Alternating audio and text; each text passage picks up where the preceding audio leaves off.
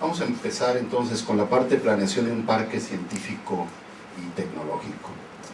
Y mencionaba yo ahorita en la introducción que México necesita innovación, ¿sí? Y no es una pregunta. Les estoy diciendo que México necesita innovación. Ocupamos el lugar 75 de innovación. ¿Cómo puedes bajar tantito la luz? Gracias. ¿Mejor? Ocupamos el lugar 75 en innovación y 53 en competitividad. ¿Sí? Este es un país que Goldman Sachs dice que si creciéramos 5% anual, seríamos la quinta potencia en 2020, la quinta potencia económica del mundo. ¿Sí? Y actualmente somos 75 en innovación, 53 en competitividad. Entonces, aunque tenemos el potencial, simplemente no lo estamos alcanzando.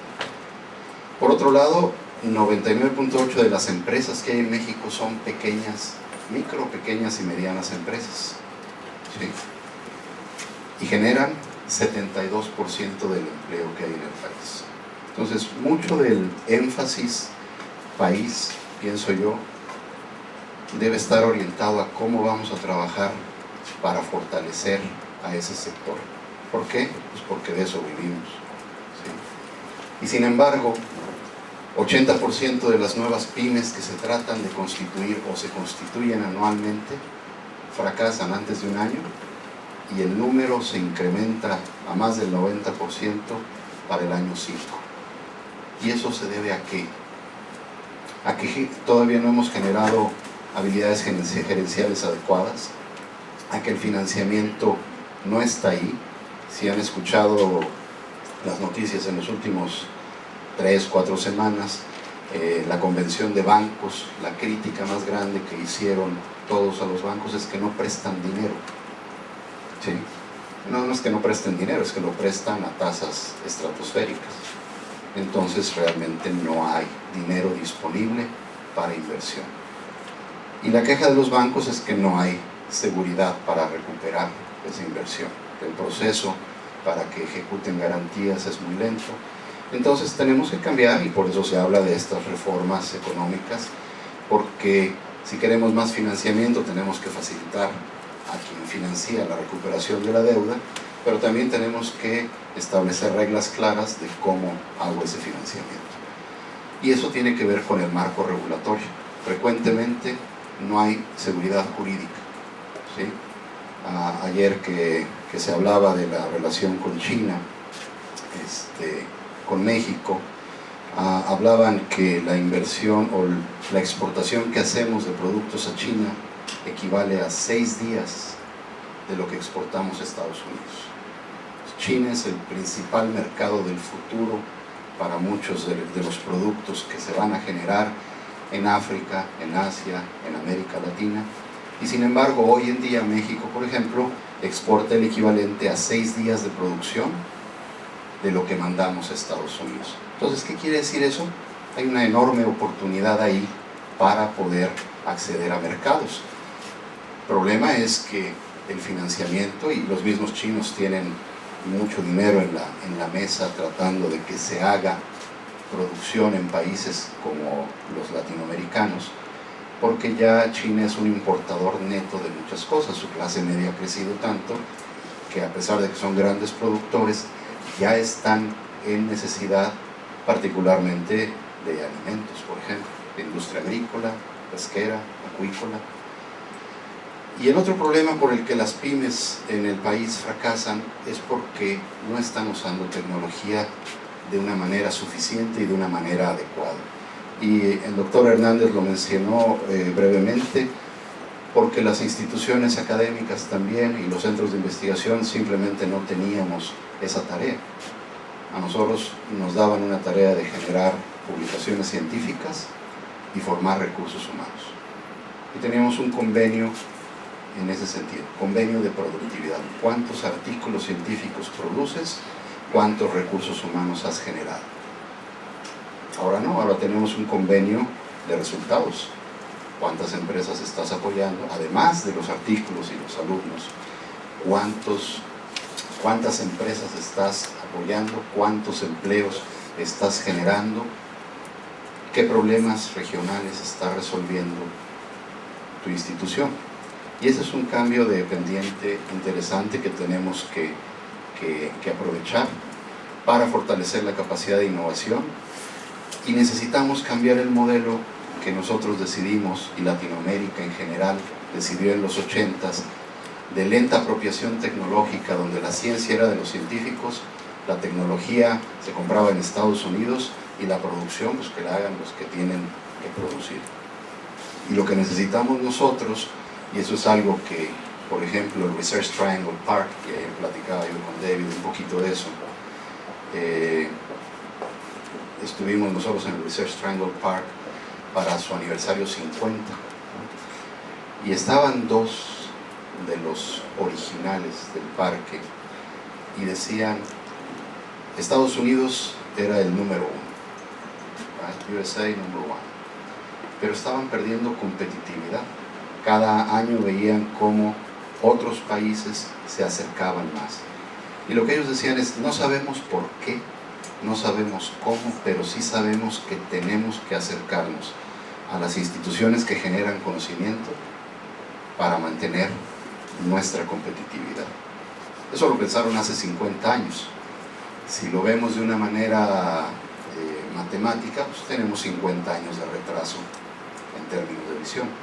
Si lo vemos de manera práctica, ya tenemos 50 años de experiencia en el mundo con modelos exitosos y fracasos, y podemos escoger y podemos aprender para que no nos tome 50 años aprovechar esa oportunidad de que la ciencia, la tecnología y la producción estén trabajando de una manera más integrada, donde la producción genera retos tecnológicos que requieren conocimiento científico y le dan orientación a lo que nosotros hacemos en términos de ciencia. Y esta gráfica me gusta porque trae el famoso Valle de la Muerte, ¿sí? Y eso es algo importante porque decía yo, bueno, 90% de las pymes fracasan de manera natural, ¿no? La tiendita del mall de ropa que cambia, ¿no? Va cambiando de nombre y que la ven, ya cerró la tienda y ahora es de zapatos, ¿sí? Pues esas son las pymes y las micros que van intentando y fracasando. Cuando nosotros trabajamos en un parque, lo que estamos buscando es reducir eso significativamente, ¿no? Pero ¿qué pasa? Frecuentemente se gestan nuevas ideas, se hace todo un proceso de desarrollo, y una vez que la empresa alcanza un cierto nivel, se quedan ahí, ¿sí? Se quedan contentos con sobrevivir.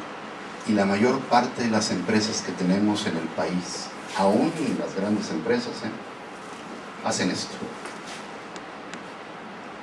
Una vez que son rentables, pierden interés en seguir invirtiendo, en innovar sus productos, en hacer más competitivos, en pelear, y se quedan ahí sobreviviendo. El problema que eso tiene es que cuando llega un competidor fuerte en un mundo globalizado como en el que estamos, y en una economía como la de México, que firma acuerdos con todos los países que conoce, y a los que nos conoce les va y les toca y les hace un acuerdo. Entonces nosotros necesitamos entender que si dejamos de capitalizar a las empresas para que puedan establecer procesos de innovación, nunca vamos a poder crecer y nunca vamos a consolidar las empresas, y por eso es que no somos competitivos, ¿ok? ¿Cómo podemos medir el impacto que tiene el conocimiento en lo que hacemos nosotros? Aquí están las ganancias provenientes de licenciamientos por país. Obviamente Estados Unidos está lleno, ¿no? Este es México, no está mal dibujado, ese es el impacto que tiene. Somos delgaditos, ¿sí? Casi no hay licenciamientos. Hubo, y Alfredo quizá lo mencione, en su momento, a 3,000 y tantas patentes solicitadas en México, otorgadas el año pasado, pero el 80% eran para empresas extranjeras, no para mexicanos queriendo patentar. Claro, proceso de patente en México, yo llevo 14 años esperando una patente, sigo contando. A pesar de que no tenemos ganancias, hay una base central importante de conocimiento. Ese sí parece México, ¿no? Más gordito ya. La educación universitaria, tenemos una masa crítica de gente joven. Este es un país, todavía es un país joven, que tiene una gran masa crítica de educandos, a pesar de que el éxito educativo daría para un taller de varias semanas. Tenemos ya una masa crítica de gente con calificaciones universitarias que tenemos que aprovechar. El problema es que todavía no estamos destinando suficiente de ese esfuerzo a generar nuevo conocimiento, a generar desarrollos tecnológicos. La mayor parte de las instituciones académicas lo que generan es empleados, ¿sí? Cuando ustedes hablan con la gente en las universidades, aún en TEC de Monterrey, y en la ITAM, y la Universidad Nacional, y la local, oye, ¿qué estás haciendo? Pues estoy estudiando. ¿Para qué? Para que me den un trabajo, para ir a conseguir empleo. Yo no sé cuántos muchachos conocen ustedes. Yo empiezo a conocer, a escuchar más, y veo que hay mucha inquietud. ¿Cuántos muchachos dicen, no, yo voy a generar un empleo, estoy estudiando biotecnología porque voy a hacer una empresa para generar empleos? Y ese es el cambio pendiente que el país necesita. Y necesitamos no llegar al 1% que Peña Nieto plantea ahora, y que llevamos 2 sexenios esperando, del Producto Interno Bruto para investigación en ciencia y tecnología. Y el comentario que escuchamos hace rato, ¿y si nos lo dieran, qué hacemos? Entonces tenemos que aprovechar la oportunidad, porque está la intención, y empezar a dirigirlo de manera adecuada para desarrollar conocimiento. Aunque Xiomara me va a decir mañana que están mal las figuras, los datos que tenemos aquí, estos son los datos de la IASP del 2008 en cuanto al número de parques, incubadoras, centro de desarrollo tecnológico específico que hay en las diferentes regiones. Obviamente Norteamérica y Europa han ido liderando, particularmente en parques, pero más recientemente Asia ha tomado un impulso muy significativo con un modelo que particularmente China está desarrollando, de parques masivos, ¿no? Un parque de 1 millón de habitantes, ¿sí? Es otra dimensión. Cuando vayan a Bioelis, aquí tenemos un poquito menos de 1 millón de habitantes, ¿sí? Pero lo que es más importante también es esta figura, y aunque no todos los que están registrados son todos los que están, y están todos los que son, sí nos da una idea de cómo nosotros vamos atrás de los países que han logrado detonar su desarrollo económico. Y este puede ser un indicador del porqué, ¿sí? Necesitamos generar la infraestructura, los equipos, las estrategias que nos permitan innovar. Entonces el reto para México es, primero, desarrollar una política pública de fomento a la innovación. Ya hay una ley de ciencia, tecnología e innovación, pero cuando la reta uno, el modelo se regresa para atrás. Luego en la comida o por ahí me preguntan si puedo tener una empresa que tengo, ¿sí? La ley me lo permite, y luego me preguntan si puedo o no, si un investigador puede ser empresario o no, ¿sí? Si un técnico puede ser empresario o no, la ley lo permite. Luego me preguntan si se puede o no, ¿sí? ¿Por qué? Pues porque todavía no tenemos claridad, no hay certeza. Sí hay certeza jurídica, pero no hay certeza de acción en las políticas públicas. Entonces necesitamos una política pública clara, necesitamos adoptar el concepto de los parques científicos y tecnológicos como eje de la innovación. Son fundamentales para poder hacer esto, y yo espero que en estos 2 días entendamos mejor por qué, y también espero que la mayor parte de ustedes me digan, por supuesto, ya estamos convencidos de eso. Necesitamos generar una capacidad instalada de parques a nivel nacional que permitan desarrollar o que formen parte de clústeres industriales específicos. ¿Cómo va a ser el desarrollo del país?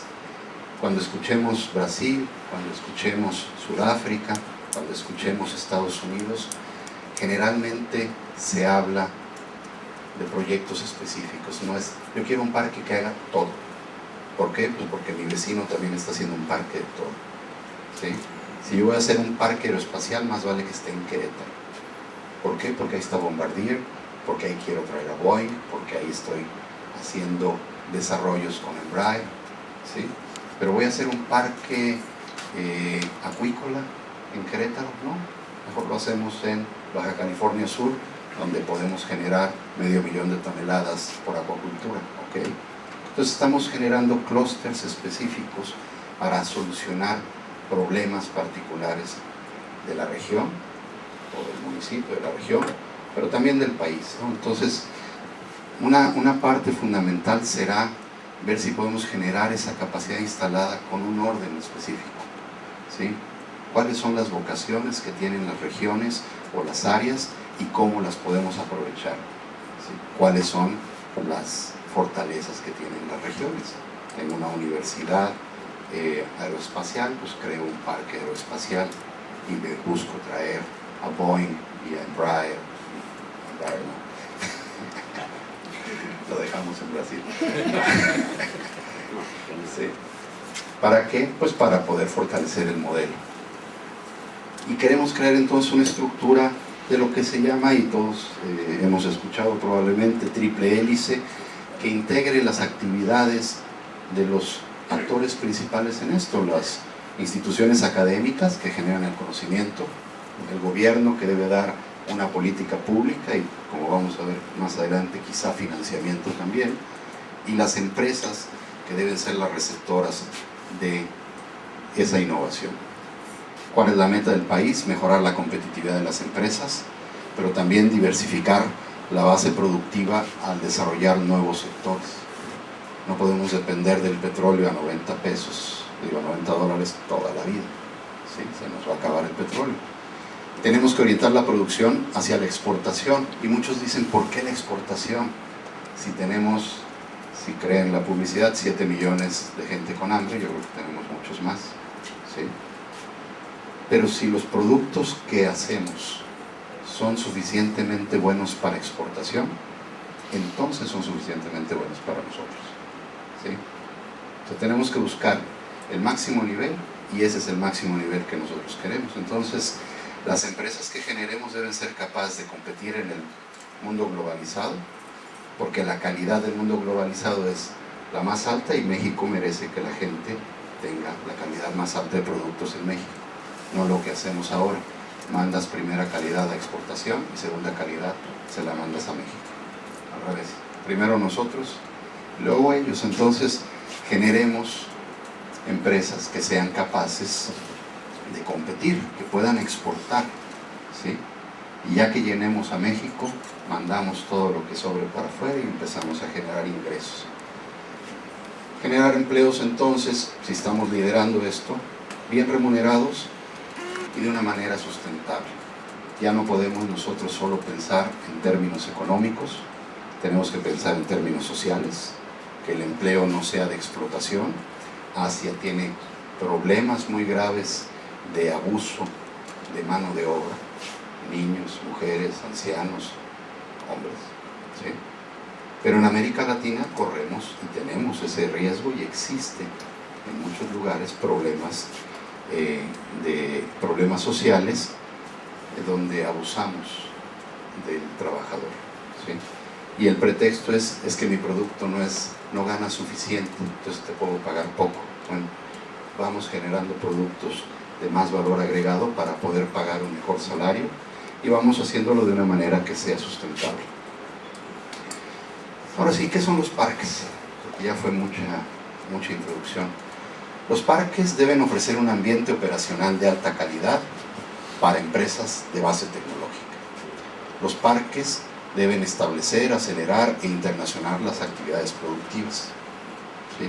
Y repito lo de internacionalizar, aunque digan, ¿por qué tanto internacional? Simplemente por tener un estándar, un benchmark de lo que debemos aspirar.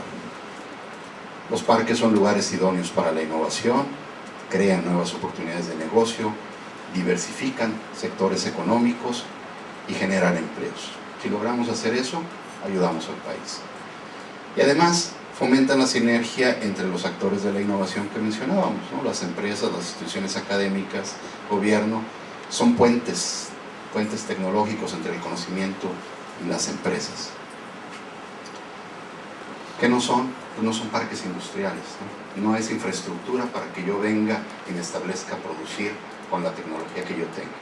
La tecnología tiene que ser de frontera, no debe ser una tecnología tal. Para eso hay parques industriales, ahí su tarea. No son parques industriales. Sin empresas no hay parques científicos y tecnológicos, ¿no? Hay modelos que están diciendo vamos a crear y por aquí hay una ciudad del conocimiento. Bien, sí necesitamos eso. Pero si queremos que tenga dientes, tenemos que hacer que la sociedad pueda utilizarlo. Porque la ciudad del conocimiento es excelente concepto, lo necesitamos. Pero no debemos olvidar que debe haber empresas, que debe haber producción. ¿Dónde? En la parte que corresponda, ¿sí? Porque si no hay empresas, no hay parques científicos y tecnológicos.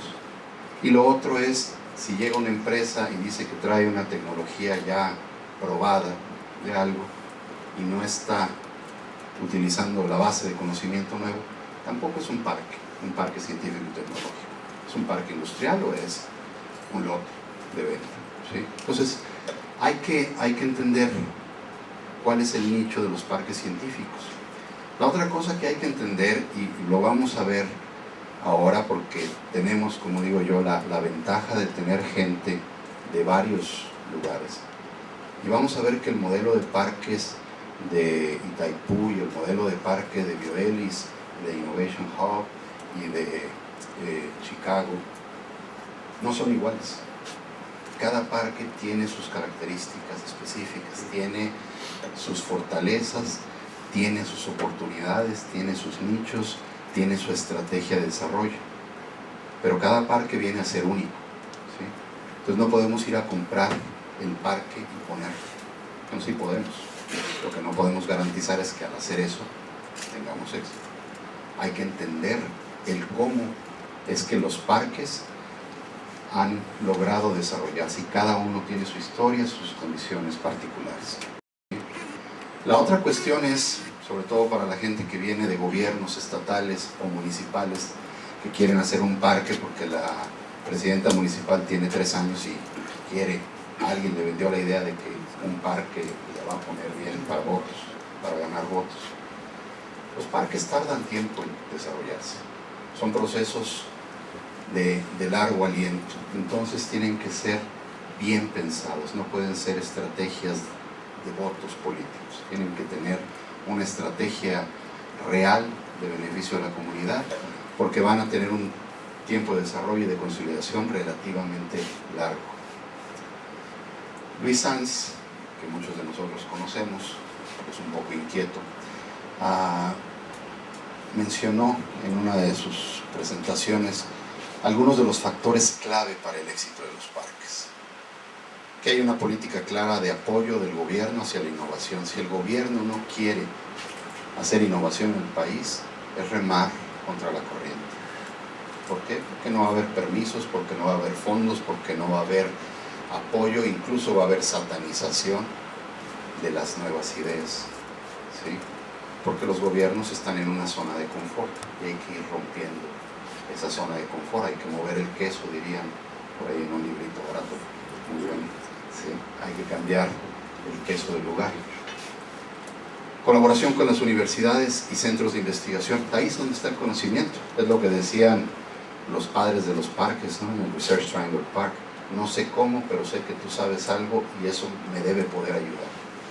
Ese es el conocimiento. Queremos colaboración con universidades, centros de investigación. Queremos coincubar, y esa es una idea nueva en México, porque nosotros somos muy individualistas. Sí, tenemos nuestra amiga chilena y los chilenos piensan diferente, piensan en equipo. ¿Sí? Los brasileños por eso ganan mundiales, porque trabajan en equipo. ¿Sí? Los americanos, ni se diga, entienden el trabajo de equipo. Los mexicanos no, nos agarramos la bandera y nos aventamos del castillo. ¿Sí? Somos muy individualistas, pensamos que somos los dueños del mundo. fui a una plática de 2 horas y ya soy experto del tema. No, tenemos que cambiar la mentalidad. Y la coincubación para mí va en el eje de un cambio cultural que tenemos que hacer. Somos codependientes, ¿sí? Solos no podemos hacer todas las cosas, no somos expertos en todos. Una persona, o una institución, o un estado, o una instancia de gobierno. Entonces, la coincubación va muy ligada al networking, ¿no? A la interacción, al intercambio. Hay que aprender del trabajo. Tengo alguien que quiere trabajar en la industria alimentaria, pero yo estoy en un parque que está orientado a tecnologías de la información. Lo tiro, ¿no? Busco quien esté trabajando ahí y lo ayudo. Tengo un inversionista que quiere trabajar en esto con una tecnología brasileña, pero lo quiere poner en Nuevo León. No, pues sí, busco si mis colegas de Brasil pueden ayudarnos para entendernos y podemos establecerlo en el PIT en Nuevo León. Esa es la incubación, ayudarse, interactuar en eso. Y eso, bueno, va ligado de la palabra vinculación. Vinculación es todo, según algunos amigos que tenemos, todo es vinculación. Y trabajo con otros parques. Necesitamos alta capacidad del personal científico disponible. Ese es otro cambio cultural. Sí, lo mencionaba Sergio en su plática. Los investigadores tenemos una zona de confort tan amplia, donde nunca nos han cuestionado nada. Yo no sé cuántos investigadores se conozcan que les hablan de sus fracasos, porque los papers científicos solo presentan los éxitos. Nadie dice, mira, yo tengo 20 artículos rechazados. Aquí está un artículo publicado en una revista de calidad. Entonces, somos infalibles, los científicos no nos equivocamos. Además, tenemos doctorados, somos, ¿sí?, elite de la elite, 1 de cada 100. Entonces, cuando tú les dices que necesitan hacer 58,000 cosas para lograr que esa idea se convierta en un producto para la sociedad, no me interesa, yo me voy a las 3 porque me estás pidiendo que haga mucho trabajo. Entonces es un cambio cultural que vamos a tener que enfrentar en el país, y no es que todos los científicos se vuelvan empresarios, los científicos que hagan ciencia, los empresarios pues, que hagan empresa, pero la comunicación entre uno y otro es fundamental, y ahí es donde los parques tienen una tarea importante. ¿Cómo ayudamos a que el científico pueda seguir haciendo ciencia, pero que su conocimiento se traduzca en algo útil para la sociedad? Eso quiere entonces, o requiere, de profesionalismo del personal operativo que tenemos, ¿sí? Y decía yo antes, certeza jurídica para la inversión y la protección intelectual. Hay 1000 parques, yo creo que hay 1000 definiciones de parques, como decíamos, pero yo tomé esta de Sapiens Park en Brasil y la traduje, ¿sí?, del portugués acá, si me equivoqué. ¿Sí? Entonces, ¿qué es un parque? ¿Sí? Porque necesitamos empezar a crear un trasfondo compartido, necesitamos hablar de lo mismo, ¿sí? Cuando yo hablo de un parque científico, ¿tú qué piensas? ¿Tú qué piensas? ¿Y tú qué piensas? Y esa no es la definición. La IASP tiene una, AURP tiene otra, y les digo, cada uno de nosotros probablemente tenemos una. Pero en términos generales, los parques son espacios que deben tener infraestructura, sistemas que permitan, fíjense lo interesante, unir y formar. Unir talentos o formar talentos, unir emprendimientos o emprendedores y formar emprendimientos que sean capaces de generar ideas y conocimientos y transformarlos en nuevos productos y servicios para la sociedad, promoviendo significativamente el desarrollo socioeconómico ambiental de la región. Más tarde, cuando mi colega Aradit nos platique de definiciones o de visiones, va a decir, bueno, incluye o no incluye todos los elementos de una definición adecuada para un parque, ¿sí? Y esto que puse aquí es un poco lo que mencionaba yo antes, ¿no? La mayor parte, el 39% de lo que México produce es de productos de bajo valor agregado, ¿sí? Productos agrícolas, yeso, petróleo, productos que no se les ha dado valor agregado adicional. Y nos conformamos con un mínimo adecuado para participar de la zona de tolerancia competitiva. ¿Eso qué quiere decir? Lo mínimo necesario para que yo pueda sobrevivir como empresario, para pagar las cuentas. Y les digo, y sin embargo, algunos obviamente trabajan al mayor nivel posible, lo mejor que se imaginan. El reto para los parques es poder imaginar un nuevo mejor. O sea, ¿cómo sería un proceso de optimización, una mejora? ¿Cómo sería mi producto si yo pudiera, con el conocimiento científico y el desarrollo tecnológico que tengo, pudiera elevarlo?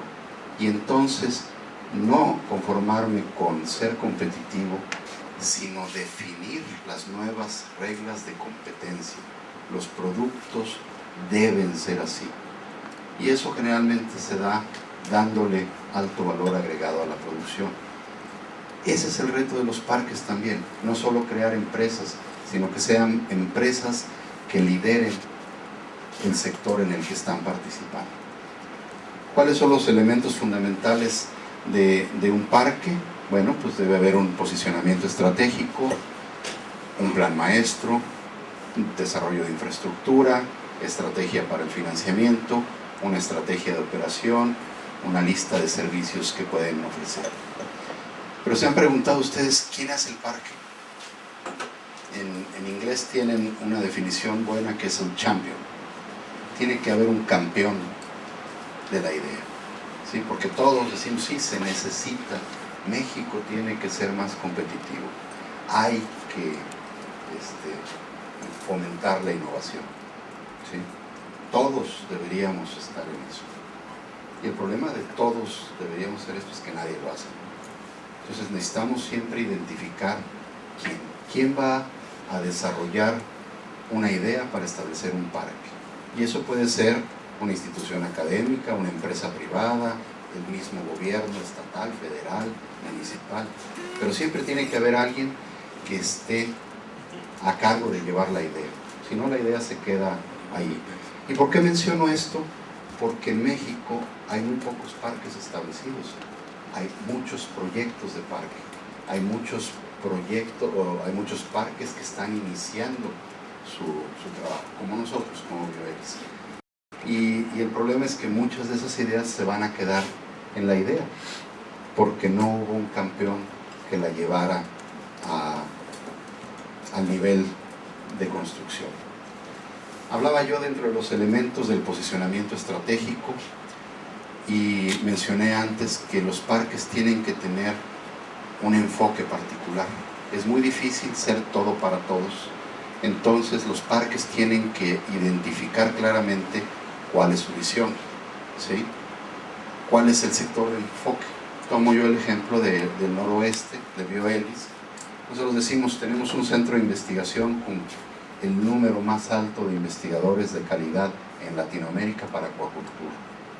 ¿Cuál creen que es uno de los sectores de enfoque del parque? Acuacultura. Pero además, en el análisis de mercado, hay una demanda de alimentos, una demanda creciente. FAO dice que tenemos que crecer 50 millones de toneladas de alimento para 2030 para mantener el consumo de mariscos en el mundo, no para mejorarlo, para mantenerlo. Y la región donde estamos es una región, México es un país megadiverso, pero la región noroeste tiene una gran diversidad de especies con potencial de desarrollo acuícola. Entonces Bioelis decidió que uno de las áreas o sectores de enfoque es la acuacultura, ¿sí? De la misma manera la biotecnología. Y cuando mis amigos de Brasil hablen, seguramente vamos a escuchar Petrobras, Embraer, energías alternas, biotecnología, y quizá algo más que vaya en el enfoque específico. O sea, definieron claramente cuáles son las áreas en las que quieren que el país sea líder, ¿sí? Y nosotros tenemos que hacer eso. Y obviamente definir si vamos a poder generar clústeres de producción o no, ¿sí? Ya me están callando mis asistentes. ¿Quiénes son los actores de un parque? Pues obviamente el gobierno, la industria, las instituciones académicas, la triple hélice que hemos mencionado. Y es importante que definamos o que tengamos claridad de cuál va a ser la estructura legal de ese parque. ¿Va a ser un parque público? ¿Va a ser un parque privado? ¿Va a ser un parque público-privado? O sea, va a haber una participación del gobierno y además de las empresas, ¿sí? Entonces, es importante entender eso. Muchos parques también tienen un modelo donde rentan o incluso venden espacios, ¿sí? ¿Es eso lo que queremos? ¿Que voy a vender un terreno? ¿Cuál es el modelo de propiedad del parque? Que tiene implicaciones serias desde el punto de vista de inversión. Me das un comodato, no es lo mismo que compro un terreno. Las implicaciones legales son diferentes. Empresas y arrendatarios. Voy a buscar empresas ya establecidas, voy a traer a Microsoft, voy a traer a Cemex, o voy a generar nuevas empresas, ¿sí? Voy a tener una empresa ancla como Liverpool en el mall, o voy a basar mi trabajo a partir de mis propios desarrollos, o voy a basar el trabajo a partir de la demanda del sector al que yo me estoy enfocando. Y una vez que tengamos claridad de qué sectores y qué modelo vamos a querer usar, podemos entonces pensar en un plan maestro donde analicemos cuáles son las necesidades específicas de la comunidad, la región, el país, el mundo. Nosotros tenemos que definir el alcance del parque, ¿no? Yo les planteaba hace rato que nos interesa mucho la parte internacionalización. Y una vez que tengamos esa claridad, tenemos que definir el cómo, cuál es el plan de negocios del parque. ¿Hay un mercado para lo que pretendo hacer? ¿Cómo voy a acercarme a ese mercado? ¿Qué servicios le voy a dar? ¿Y cuáles van a ser mis fuentes de financiamiento? Voy a pedirle al gobierno federal que financie el parque, que me dé 300 millones de pesos para construirlo, ¿sí? Y después, ¿quién va a operar? ¿El gobierno o van a ser una instancia privada? ¿Va a ser una combinación? ¿Qué pasa con los programas de emprendimiento y incubación? ¿Sí? 9 de cada 10 emprendimientos nunca van a llegar a tener éxito. ¿Quién financia eso? ¿Quién promueve que esas ideas que se están generando puedan tener formalización tal para que podamos ver si alcanzan el nivel de validación? Y después que tenemos definido eso, podemos ya pensar en cómo implementarlos y en un calendario. En términos de infraestructura, obviamente, y veremos, y les digo, todos estos temas los vamos a volver a tocar de manera especial en cada sección. Áreas de oficinas y servicios, laboratorios especializados, espacios para escalamiento o para desarrollo comercial. Y cuando hablamos de financiamiento, decíamos, ¿quién? ¿A qué nos vamos a dedicar? ¿A hacer investigación, desarrollo tecnológico, escalamiento y transferencia? ¿O vamos a apropiar tecnologías de otro lado? ¿O solamente vamos a optimizar tecnologías que una empresa requiere? ¿O vamos a hacer todo eso? El tiempo que tarda cada proceso es diferente. Entonces yo tengo que tener muy claro en mi modelo de negocio qué tanto voy a hacer de cada una de esas cosas para poder saber quién me va a financiar, por cuánto tiempo, cuándo puedo buscar inversionistas privados o, como va a ser muy frecuente, si ese tipo de financiamiento es mixto. En la parte de planeación financiera, ¿cuáles son las etapas de inversión? ¿En cuánto tiempo voy a construir el parque? ¿En un día? ¿Un año? ¿10 años? ¿Sí? ¿Cuánto requiero para la primera etapa y por qué? ¿Y cómo voy a saber que estoy listo para arrancar una segunda etapa? ¿Sí? ¿Y cómo planeo yo tener el financiamiento para eso? ¿Sí? Decía yo, el modelo de negocios, cuánto es subsidiado, va a ser un parque autosuficiente, no le cuesta pero no genera dinero, o es un parque que busca rentabilidad. Yo quiero que esto sea negocio, particularmente si el parque es privado, pues va a estar mucho más orientado a esto. Si el parque es de gobierno, puede haber una intención de subsidio o cuando menos de autosuficiencia. Y en la operación, y después hay una sesión para esto, tenemos que elegir el personal. ¿Cuál es la estrategia para manejar, mantener la infraestructura? ¿Cómo comercializo el parque? ¿Cómo voy a traer empresas? ¿Sí? ¿Cuánto me va a costar la operación? ¿Cómo voy a obtener subsidios para aquellas actividades que no van a generar ingresos directos? En términos de servicios, ¿por qué viene a mi parque alguien y por qué no se queda en su propio terreno? Cuando hay más competencia, ¿por qué viene a mi parque y no se va a Brasil, donde tienen estrategia? ¿O no se van a África, donde tienen incentivos fiscales? ¿Sí? ¿Por qué alguien vendría a mi parque? ¿Qué servicios ofrezco yo? ¿Sí? Servicios básicos, servicios especializados, incubación de proyectos, esquemas de protección intelectual, búsqueda de recursos complementarios, etcétera, etcétera, etcétera. La IASP hizo una evaluación hace unos años del tiempo que toma hacer un parque, 13 años en llegar a la fase de implementación. ¿Sí? La mayor parte pues se encuentra aquí, entre 2, 5 años están desarrollando. Entonces no son procesos de un día para otro. Y mi favorito brasileño, Albert Einstein, decía,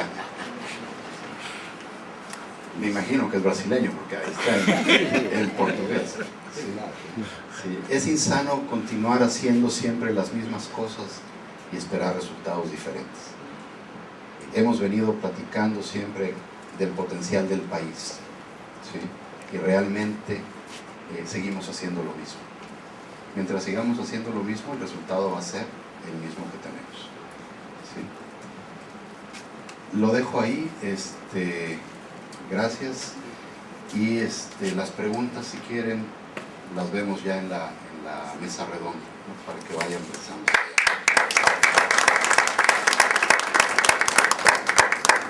Quiero decir, no, mirá que he escuchado palestras de parque y hemos dado palestras de parque y ha sido sin duda la mejor palestra de parque científico y tecnológico que he escuchado en toda mi vida, porque ha conseguido decir las cosas centrales del tema, que es ¿para qué queremos un parque?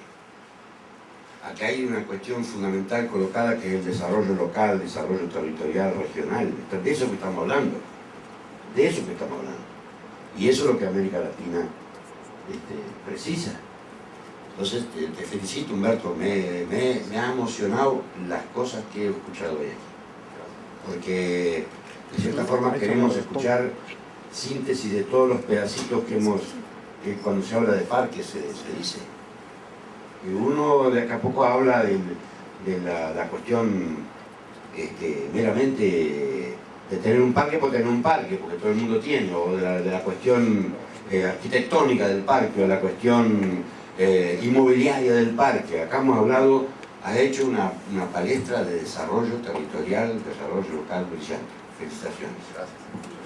You had a slide that said champion at the bottom, and then you listed a university or a government or another group. And actually, the champion is usually an individual.